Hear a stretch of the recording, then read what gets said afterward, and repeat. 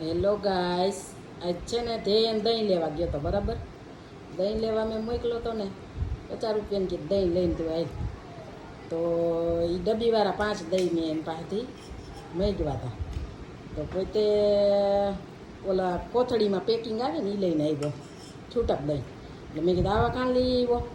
એટલે કે હું હવે એ કે આવા લઈ આવવાનું કેસ કે મારી કીધે કે સાયકલ કે ભૂલમાં એ કે આ પેલી ડેરીએ ઊભી રખાઈ ગઈ હતી કે, અને એને બિસાડાનું કે મોઢું જોઈને કે મારે લેવા પડ્યા, મને દયા આવી ગઈ એની માથે.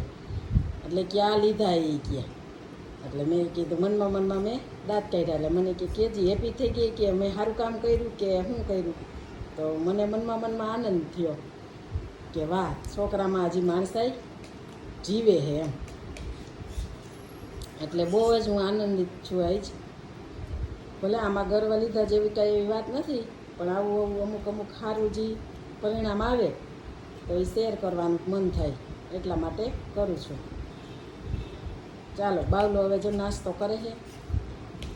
અને હજી હું બાવલા તારાથી બહુ જ ખુશ છું કે કોકની દયા ખાઈને, કે જેથી કરીને એને તને કહેવાય ગયું હતું કે દહીં દ્યો, એટલે એનું મોઢું જોઈને એ દહીં લીધું. લેવું દહીં નહોતું, તારે ડબ્બીવાળું લેવું હતું ને, છતાંય એની પાસે છૂટક દહીં હતું, એ છૂટક લઈ લીધું.